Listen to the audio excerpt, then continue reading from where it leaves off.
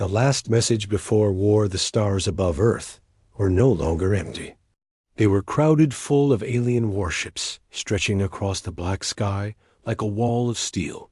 They came in silence, without warning, blocking out the moonlight. Their hulls glowed with strange symbols. Some ships were so large they looked like floating cities. Others were small and sharp, made for speed and killing. It was the largest fleet the galaxy had ever seen. And every single ship had its weapons aimed at Earth. In the United Earth Defense Command. Deep beneath the Rocky Mountains, alarms blared. Massive holographic maps lit the walls, showing thousands of red dots enemy ships, closing in from all sides. Admiral Rain stood at the center table, her jaw set tight. "They've given us an ultimatum," she said. "Surrender all military power or be destroyed." Around her, generals and ministers argued in low, tense voices. Some wanted to negotiate. Others demanded a counterattack. But everyone knew the truth. If the alien fleet fired all at once, Earth's defenses wouldn't last an hour. "They're here to end us," Rain said, "not to talk." In orbit, the Galactic Council's flagship hovered far above the clouds. Inside its grand chamber, the Council's High Commander sat on a throne of crystal, speaking to his officers. "Humans have been troublesome," he said, his voice cold. "They build too fast. They fight too hard. They make weapons they should not have. It ends today." The officers nodded. They believed it would be an easy victory. Humanity was young. Humanity was reckless. Humanity was alone. But far below, in a hidden command center, Earth's president stood in front of a darkened camera. The room was silent, except for the hum of machinery. His face was calm, but his eyes burned with steel. The technician gave a nod. The broadcast light went green. The message would be transmitted not only to the alien fleet, but to every major world in the galaxy. "This is the President of Earth." His voice began, steady and clear. "To the forces gathered in our skies, stand down. Leave our space. Go back to your worlds." A ripple of laughter passed through the alien commander's chambers. One of them, a tall insectoid with glistening armor, leaned toward the holoscreen. "Or what human?" The president's expression didn't change. "Or face what we hid." The laughter grew louder. "You have nothing that can stop us." "You're welcome," the president said quietly, "to find out." For a moment, the galaxy held its breath. Then the alien commander leaned back in his chair, smirking. "Fire on their satellites. Begin the first wave." Orders echoed across the alien fleet. Engines roared to life. Weapons began charging. The invasion had started. But in the depths of the Pacific Ocean, far below the surface where no sunlight could reach, something ancient began to stir. Inside a black abyss known as the Mariana Trench, the rock walls vibrated. Massive steel doors, hidden for centuries beneath coral and stone, began to open. Streams of boiling water and clouds of silt erupted from the deep. From within, faint lights flickered to life-cold blue, an impossibly bright dot in the war room. Admiral Rain received a single coded message on a secure channel. No one else in the room recognized it, but she did. It was a phrase from an old contingency plan 1, so secret most believed it was just a myth. Leviathan Protocol. Engage. She looked at the president's image on the main screen. He didn't say a word, but his eyes told her everything. At the bottom of the trench, a shadow moved. Slowly, impossibly, a massive shape began to rise. Its surface was metal, but older than any human construction. Strange runes glowed along its hull, their light growing stronger with each passing second. It was not a ship built in this age. It was something found, something hidden, something that had slept for generations waiting for this moment. Above the trench, the ocean began to churn. Waves the size of buildings crashed against empty waters as the sea boiled from below. A deep, mechanical hum rose from the depths, a sound that made even the strongest soldiers shiver. In orbit, alien scanners picked up the surge of energy. Unidentified power source detected, an officer reported. Origin, Pacific Ocean. What kind of power? The alien commander asked. The officer stared at the readings. Massive and growing. On the Council's flagship, the High Commander frowned. What are they doing? No one answered. In the United Earth Defense Command, Admiral Rain spoke into her headset. All coastal defenses, clear the area. Do not interfere. Malik, her chief engineer, glanced at her nervously. Ma'am, are we really doing this? Her voice was firm. We are. They wanted war. They're about to see why we've survived every one. The alien fleet continued moving closer, unaware of just how much the game had changed. And deep in the black water, the hidden weapon, Earth's greatest secret, continued to rise. Its shadow stretched for miles. Its energy readings broke every known scale. And when it finally breached the surface, the galaxy would understand the truth. Earth had never been unarmed. The secret, beneath the waves far below the rolling surface of the Pacific Ocean, the darkness was absolute. No sunlight could reach here, no sound but the faint, distant groan of the planet's own shifting plates. For centuries, this deep trench had hidden something the rest of the galaxy didn't know existed. Now, it was waking. Two enormous steel doors, each the size of a skyscraper, began to open with a slow, grinding roar. Clouds of black silt exploded outward, swirling into the endless water. Strange, golden lights flickered along the walls of the trench patterns older than human history. Behind the doors, something vast began to move. In the United Earth Defense Command, Admiral Rain stood beside the main display as live feed from deep-sea drones came online. The image was murky at first, just shadows and swirling sediment. Then, the shape appeared. At first, the officers thought it was a mountain. But mountains didn't move. Metal plates, dark and seamless, caught the faint light from the drones. Engraved, lines across the hull pulsed with golden energy, like veins carrying the blood of a living thing. That's it, Rain whispered. Leviathan. Beside her, Chief Engineer Malik's eyes were wide. It's bigger than I imagined. How long has it been down there? Rain didn't answer. That information was classified even for most of her staff. Only a handful of humans in the last 200 years had known about the Leviathan's existence. It wasn't built in a war. It was built for the day after the war. In orbit, the alien fleet was still advancing. On board the Galactic Council's flagship, a sensor officer reported, massive object rising from Earth's oceans. Energy signature is unclassified. We've never recorded anything like it. The High Commander frowned. Weapon type? The officer hesitated. Possibly a siege platform. Or something worse. The insectoid delegate, patched in from a nearby observation ship, clicked its mandibles in disbelief. Humans don't have this kind of tech. They can barely build orbital cannons. Another alien officer added, the readings suggest partial integration of non-human design. Back on Earth, the Leviathan systems came alive. Deep inside its hull, ancient generators roared to life, powered by a reactor core the size of a city block. Magnetic field stabilizers unfolded from hidden compartments, shaking off centuries of salt and sediment.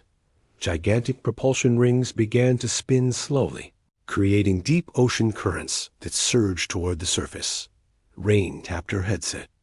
All coastal bases maintained safe distance. No craft within 50 kilometers. Malik leaned closer to her. The Council's going to see this and panic. They'll think we were hiding it to strike at them. Rain's tone was cold. Good. Let them panic. This was never meant for them until today. The Leviathan's nose broke the surface first. A wedge-shaped prow, black as obsidian, rose from the sea like the back of a breaching whale. Waves exploded outward, smashing against the empty shores of a remote island chain. The rest followed, hundreds of meters of gleaming hull, towering weapon arrays, and a central spine lined with strange golden ridges that glowed brighter with every passing second dot. It was not sleek like alien ships. It was heavy, brutal, and built to endure the fire of 100 fleets. In the alien command rooms, silence fell. Even the most arrogant commanders stared at the live footage with unease. The bird-like envoy finally spoke. "That is not a ship of this era." The cloaked figure's glowing eyes narrowed. "No, that is something they found on the Leviathan's bridge, sealed deep within its armored core. Human operators strapped into their seats. Systems they had trained on in simulations for years were now real, glowing across their consoles. A voice came over the internal comms. Primary weapons charging. Energy capacitors at 3%, 5%, climbing fast. Moloch's voice echoed in Rain's earpiece from his engineering console. "We'll have one test shot ready in 2 minutes. After that, we can go to full output." The alien fleet began to slow. Some ships pulled back, wary of closing the gap. Others continued forward, eager to test the human superweapon. From orbit, the High Commander gave a sharp order. "Have them scan for weaknesses. If it's just a bluff, we'll crush them quickly." But the Leviathan was no bluff.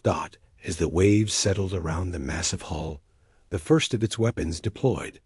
Panels along the sides slid open, revealing banks of colossal rail cannons, each longer than a human destroyer. Massive turrets swiveled slowly toward the sky. Then came the sound, a deep, resonating hum that traveled through the water, through the land, through the bones of every living thing nearby.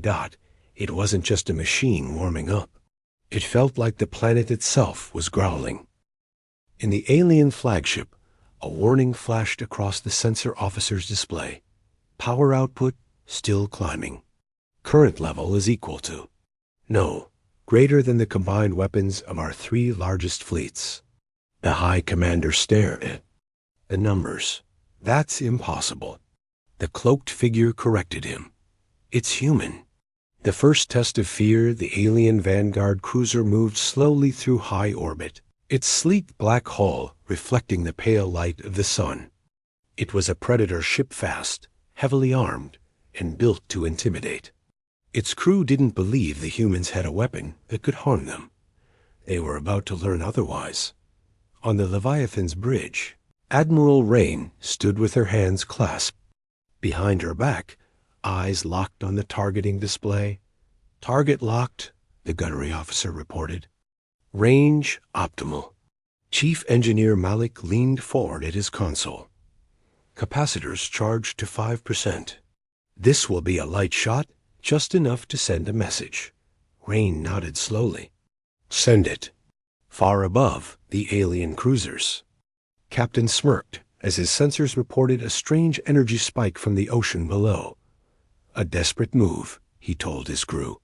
"They want to scare us."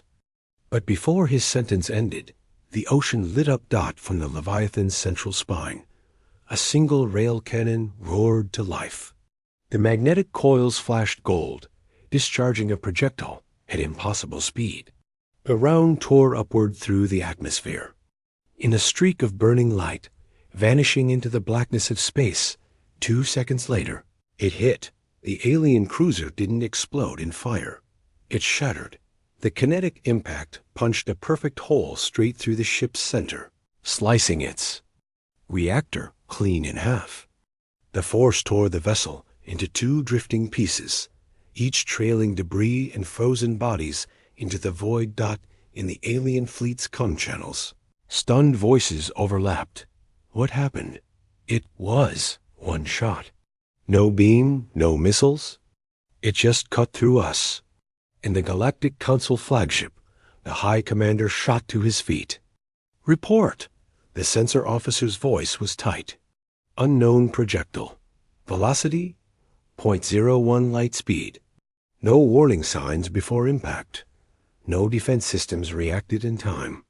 The bird-like envoy's feathers flattened against its body. I told you. That thing isn't just a ship, it's a planetary weapon. Back on the Leviathan's bridge, Malik grinned for the first time in hours. 5% power, and they're already scared. Rain didn't smile. Her eyes stayed on the tactical display, where the alien fleet's forward line was breaking formation. Some ships slowed, others pulled back. The message had been delivered. Across the alien armada, ship captains began arguing over comms. Weapon must have a cooldown attack now, while it's recharging. No, it's a trap fall back until we understand it. The confusion spread like wildfire got in the council platform's observation chamber. The insectoid delegate's mandibles clicked nervously. If that was a warning shot, what does full power look like? The cloaked figure's glowing eyes stayed fixed on the Leviathan. You don't want to find out. Inside the Leviathan's reactor chamber, engineers worked quickly to stabilize the weapon's magnetic rails for the next shot. Cooling systems hissed as steam vented into the ocean. Malik's voice came over the comms. Admiral, recharge time is 3 minutes for the next round. We can push to full capacity if you want to show them what's coming. Rain didn't hesitate. Not yet. Let them breathe. Fear works better when it grows slowly. But fear was already spreading faster than she expected. From intercepted alien transmissions, Earth's intelligence officers heard the first cracks in the enemies. Confidence. They said humans were weak. This isn't human tech. If they can hide one of these, how many more do they have? The alien high commander finally gave an order to his fleet. Hold position. No further advance until we identify and neutralize the ocean. Weapon. It was exactly what Rain wanted to buy Time Dot in the war room beneath the Rocky Mountains.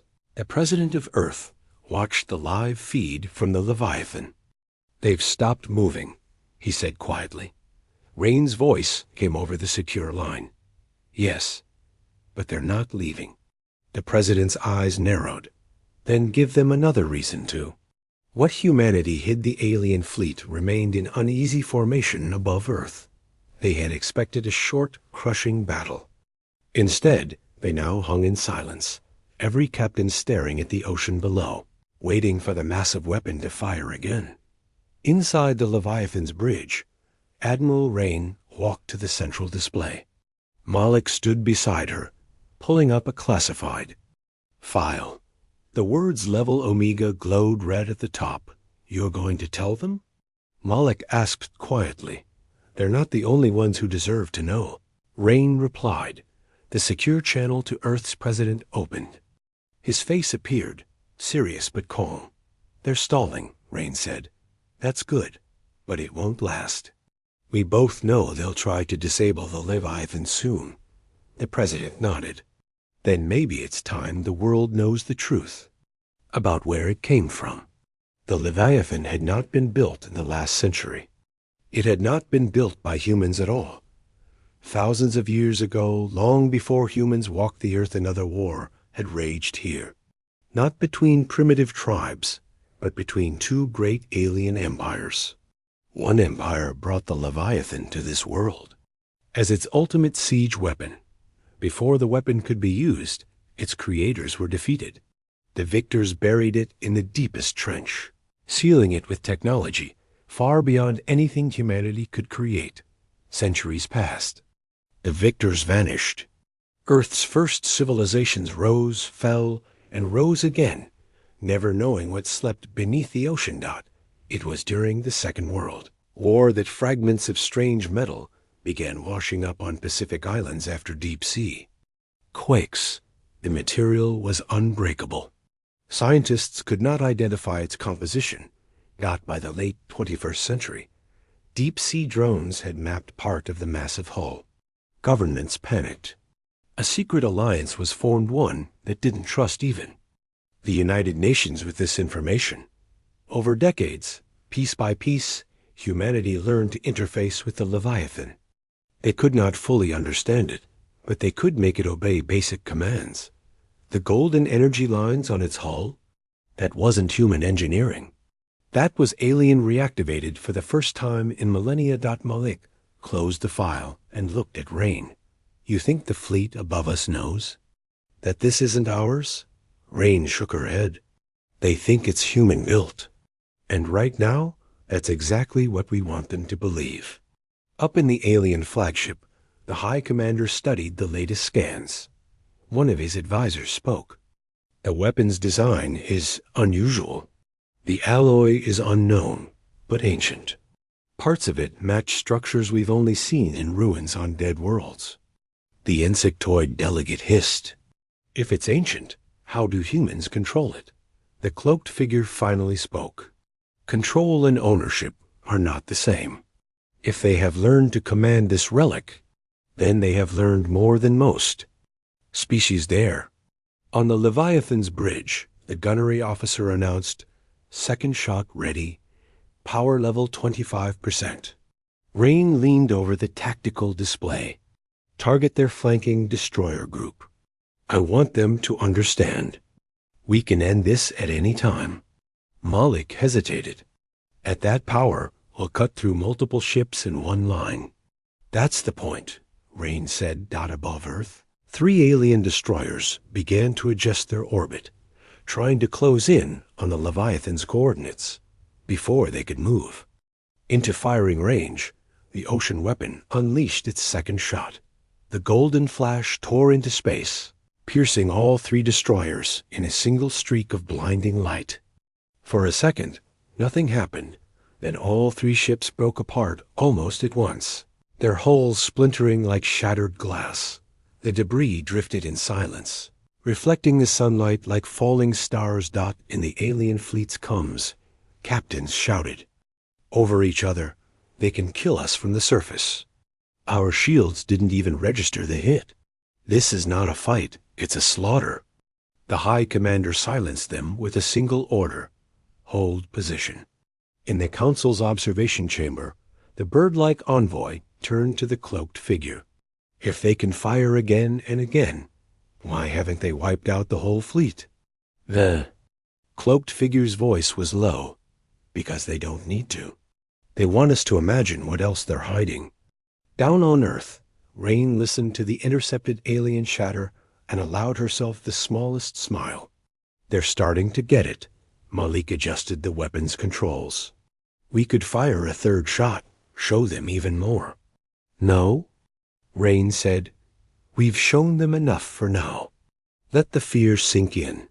The longer they hesitate, the stronger our position gets. The first strike the order spread through the alien fleet like a shockwave. Engines flared.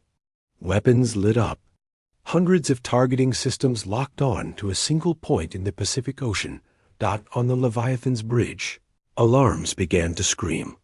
The tactical display filled with red lines, enemy firing trajectories, converging on their position. "Admiral?" The gunnery officer called out. "They're committing the entire front line." Admiral Rain's voice was calm but firm. "Brace for impact. Shields to maximum. Ready counterfire." Above Earth, the alien fleet moved with perfect coordination. Massive dreadnoughts unleashed beams of searing light. Missile barrages streaked through the void, followed by swarms of kinetic projectiles meant to overwhelm even the strongest defenses. From orbit, it looked like the sky itself was falling on the Pacific. The Leviathan's shields flared bright, gold as the first wave of energy weapons slammed into them. The ocean boiled around the hull. A wall of steam rose hundreds of meters into the air. Inside, the deck shook violently. Consoles flickered. A few officers stumbled, grabbing onto safety rails. Shields holding at 79%, Malik reported through clenched teeth. But they're pushing hard. The second wave hit. Missiles detonated in bursts of blinding light, forcing the Leviathan's shield generators to work at full strain. Hull temperature spiked. Seawater roared back into the ocean as superheated. Steam vented from the cooling systems. Rain's voice cut through the chaos. Return fire.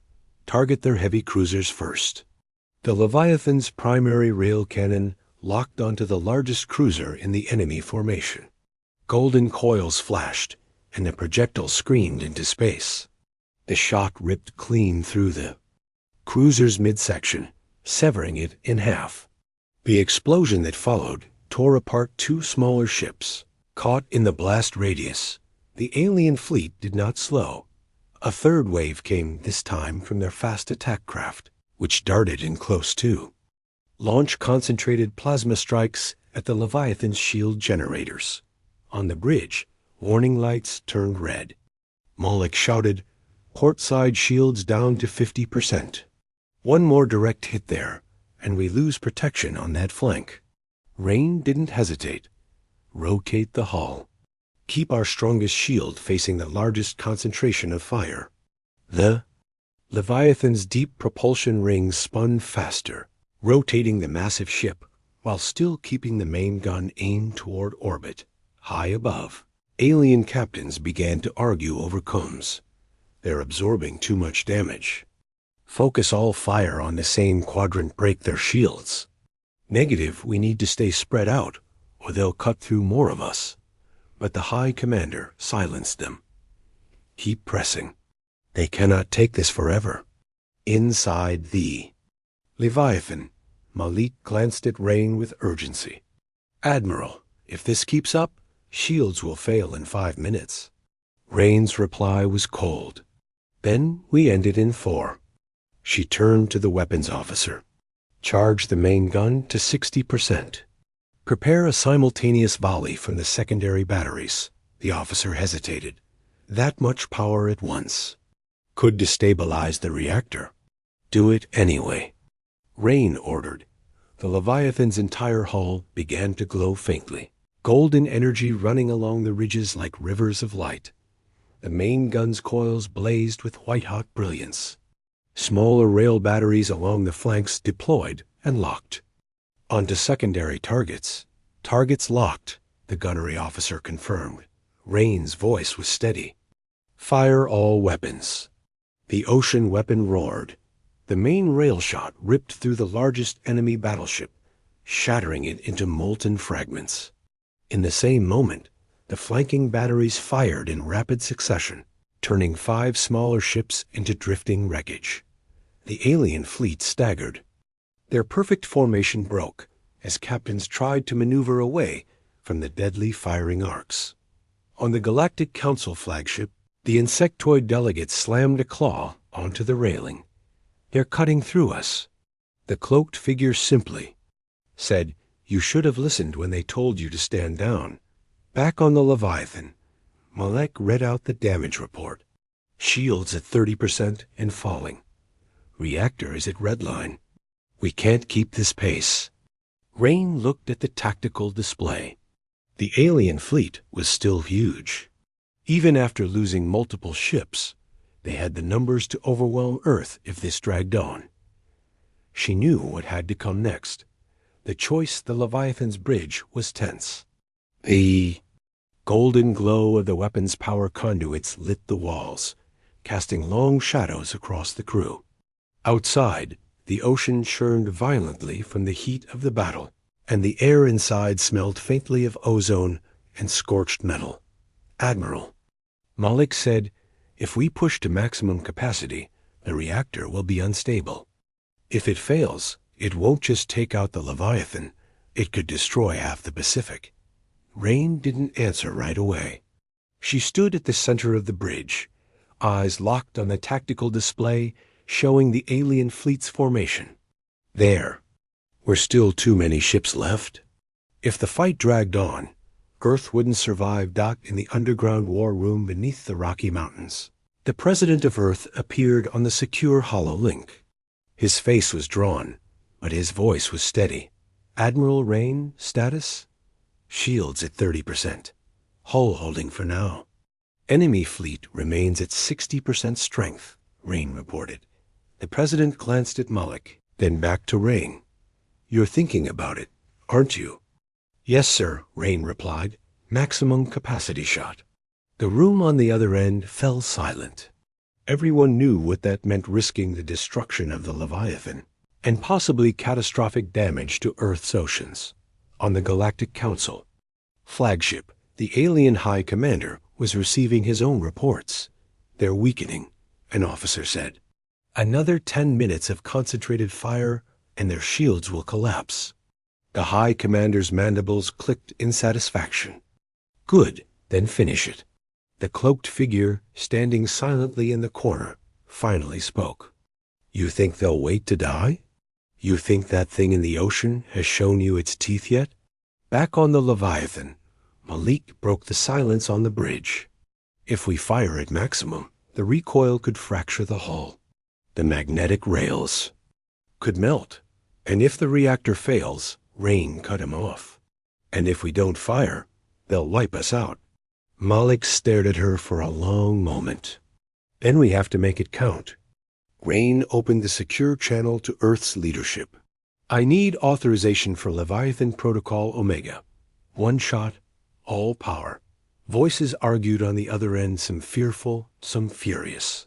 Finally, the president's voice returned. Admiral, if this works, the galaxy will never forget. If it fails, they'll never know we existed, Rain finished for him. The president took a deep breath. Authorization granted. Make it count. On the Leviathan's engineering deck, Malik and his crew worked frantically. Power conduits were rerouted, secondary systems shut down, and coolant tanks flooded into the reactor chamber. The weapons coils began to glow so brightly they hurt to look at. Capacitors at 40%. 50 climbing, an engineer called out. Malik tapped his comb. Admiral, this is it. Once we hit 100%, we have 60 seconds to fire before the core destabilizes. The alien fleet noticed the change immediately. Energy spikes from the Leviathan were off the charts, far beyond anything they'd recorded before. On. The alien comes. Captains shouted warnings. They're overloading. That's impossible. They'll destroy themselves. The High Commander leaned forward. Then let them. We'll watch them burn themselves out. The cloaked figure's eyes narrowed. You won't be watching. You'll be running. On the bridge, the gunnery officer's voice was sharp. Admiral, 90% charge. Target locked on their flagship. Rain stared at the blinking red icon marking the enemy's command ship, the one giving the order to destroy her planet. Hold until 100%, she ordered. Malik looked at her in disbelief. You're cutting it too close. 100%, she repeated. The final seconds ticked down. The Leviathan's hull trembled under the strain, the ocean around it swirling in massive whirlpools. Energy crackled in the air like a thunderstorm ready to break. 100%, the weapons officer shouted. Rain didn't hesitate. Fire! The shot was pure devastation. The main cannon unleashed a blinding spear of golden energy, moving so fast that even the alien flagship's shields didn't have time to register the impact. The beam didn't just pierce the ship it tore through. It, cutting deep into the formation behind it. The flagship erupted into molten fragments, the explosion so violent it took nearby ships with it. In the same instant, the shock wave rippled outward, slamming into dozens more, crippling their systems. On the Galactic Council flagship, chaos erupted. Flagship destroyed. Multiple fleets in disarray. The cloaked figure's voice was quiet, but cold. Now you understand the warning. On the Leviathan's bridge, Malik checked the readings. Reactor stable, barely. Rails are gone, Admiral. That was the last shot she'll fire until we rebuild her. Rain exhaled slowly. Then, it's a good thing one was all we needed. The final warning, the battle was over. Above Earth. The stars were littered with debris-shattered alien warships drifting silently in the void. Fires burned in the wreckage, small pinpricks of orange light against the black of space. The alien fleet had been broken, but they hadn't been destroyed. On the Leviathan's bridge, the crew worked in near silence. Screens flickered, warning lights still flashing in the corners. The great weapon's main cannon was dark now, its golden glow gone, the coils cracked and smoking from the overload. Chief Engineer Malik wiped the sweat from his forehead. "Rails are completely fried, Admiral. She's not firing again without months of repair. Maybe years." Admiral Rain didn't take her eyes off the tactical display, which now showed only retreating signals. "That's fine," she said quietly. "We only needed one message to get across." In the alien flagship now, the new command ship after. Their leader's destruction, the surviving admirals were locked in heated argument. "They'll rebuild that thing," one said. "They'll make more," another warned. The insectoid delegate from the council hissed. "We cannot allow this." "If humanity keeps this technology," the cloaked figure interrupted, "you think you can take it from them now? After what you just saw?" The room fell silent. Hours later, in the underground war room beneath the Rocky Mountains, Earth's leaders gathered before a bank of holographic projectors. A dozen alien faces appeared in the air envoys from across the galaxy. Some looked curious. Others looked furious. A few looked afraid. The president stepped forward, his voice steady. "To the Galactic Council and to every empire listening," he began. "This is Earth's final warning. You sent your fleets to our world. You fired first. You thought we were weak. Today, you learned otherwise." He glanced to Rain, who stepped into the frame. Her voice was calm, cold, and carried the weight of someone who had just commanded the most powerful shot in history. "The Leviathan is only one of many things we've kept hidden. We do not seek war, but if you bring it to our door, we will. End it on our terms. Do not test us again." She paused, letting the silence stretch. "Stand down? Or face what else we've buried?" The channel went dark dot in the following days. Alien intelligence networks buzzed with rumors. Some claimed Earth had more Leviathans hidden in other oceans. Others whispered about ancient weapons buried beneath deserts, frozen under ice caps, hidden deep within mountains. The truth didn't matter, because fear had already done its work. Far out in the galaxy, fleets began to reroute, diplomatic channels opened, and council edicts were quietly rewritten. For now, no one dared send a warship anywhere near the Sol system. Deep beneath the Pacific, the Leviathan was towed back toward its trench. Massive ocean doors, dormant for millennia, began to close once more, sealing the weapon away in darkness. Malik stood beside Rain on the viewing deck of the recovery station. "Feels wrong, putting her back down there after what she just did." Rain shook her head. "No, she's a last resort. And if they think we have her ready to fire again, that's enough to keep them away." Malik gave a small, tired smile. "Fear as a weapon." Rain's eyes stayed fixed on the dark water below. Sometimes fear wins wars without firing a second shot. As the final lock sealed and the ocean swallowed the Leviathan again, Rain turned away. The Pacific went still, hiding the truth beneath thousands of meters of water and centuries of secrecy above them. The sky was clear. No alien warships. No threats, for now. That night, from a small station on the moon, a simple transmission was sent into deep space. It was short, but every alien empire would hear it. Earth remembers. Earth waits.